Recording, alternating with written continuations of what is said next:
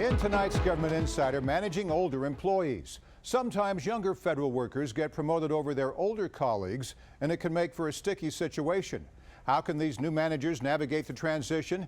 For insight, we turn to our guest tonight on Capitol Insider, Tom Fox, the federal coach columnist at the Washington Post. He's also with the Partnership for Public Service.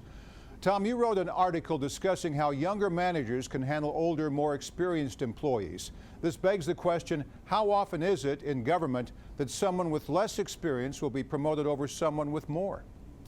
Well, based on the reaction to my column, it seems to be with increasing frequency. And the reality is that looking at our current workforce demographics, the millennial generation is taking on an increasing percentage of that population of employees, and they're spending more time now in the workforce and naturally getting into leadership positions. And this is a trend that happens every time a new generation enters the workforce, and it seems as though the time is due for millennials to, at least in some circumstances, take the reins as leaders. In your article, you point out there could be hard feelings between the new manager and those who are also competing for the job. How can managers ease tensions and stay on mission? Well, this is probably one of the most challenging aspects of being a new manager, let alone a young manager. And the reality is that anytime a position is vacant and then filled, it's likely that someone in the existing office had been vying for that leadership position. And so the best way to handle it, whether you're a young manager or just a new manager, is to simply talk to each one of your employees directly, one-on-one. And if you know that they were vying for the job, to be honest with them, to say that, I recognize you may be disappointed that you didn't get the job, but it's now our job to work together to achieve the mission, the goals of this team. And so it's my hope as a manager that we can work together and work effectively moving forward. I think it's best to own it and just simply have the conversation and to allow that employee to voice their own concerns and maybe perhaps their own frustrations. That's the best way of moving on. Yeah, that sounds like good advice. Many new managers come in with new ideas and a new way of getting the job done and will likely face resistance. As a younger manager, that task could seem even more daunting aside from better communication, Tom. How should managers implement these new ideas without ruffling too many feathers?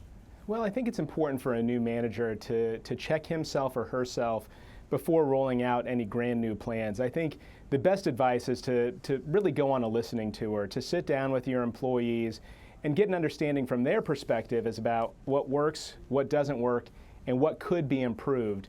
And from that, then, you may discover that your grand plans are actually what the organization needs, what the team needs, or you might learn something new that requires an amendment to or an entirely new plan of attack. But my advice for any new leader is not to come on too strong from the outset, but rather to listen to your employees, seek their good counsel, their good advice, and then follow that advice and follow the path that they set forth. That's the best way of not just ruffling feathers, but really creating the sort of camaraderie and teamwork you need in order to be high performing. All right, let's turn the tables and take this from the other perspective. What if you're the older employee in this situation? What are some things federal workers can do to prepare for newer, younger managers? Well, I think it's important for experienced employees to not sort of cast those new managers, those young managers, in broad brushstrokes or stereotypes. It's important to understand them and to listen to them as well. And so it's my hope that if they've been selected for a leadership position, they've been selected based on their qualifications, their merit, their skills, their abilities. And so take that as a given, have a positive assumption moving in, and from that get to know the individual leader's strengths, his or her weaknesses, as well as preferences. And from that point, then, you can get a good and effective working relationship up and running. But the leader to employee relationship is really a symbiotic relationship. It's not a one-way street. And so it's important for both sides to make all the effort, the best effort possible, to make sure they understand how to communicate effectively, work together, set clear expectations, and then just get the job done. With so much going on, people pounding on federal workers, all the politics going on in Congress, are millennials still looking for jobs in the federal government? Well, this is a troubling trend. When we look at the workforce demographics, we see that the population of millennial employees in the federal government is much smaller relative to the workforce at large. what we find is in our research and our experience is that there are a lot of millennials who are quite interested in working for the federal government because it's an awesome opportunity to make a difference, to do some really good and challenging work. But too often times they see it just as a short stop, that they get some federal experience and they move on to another job opportunity. And I think it's incumbent upon senior federal leaders to, number one, understand, what is at play here? Why are millennials coming and going? Is it just a part of the sort of the natural workplace expectations today?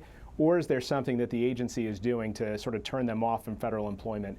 If it's the latter, then you've got to do some hard work, both talking to existing millennial employees and really taking greater pains to do exit interviews as folks leave to understand what the circumstances are and what you as a senior leader can do about that. Good point. You always learn so much with exit interviews. Tom Fox with the Partnership for Public Service. Thanks, Tom. Thank you, Morris.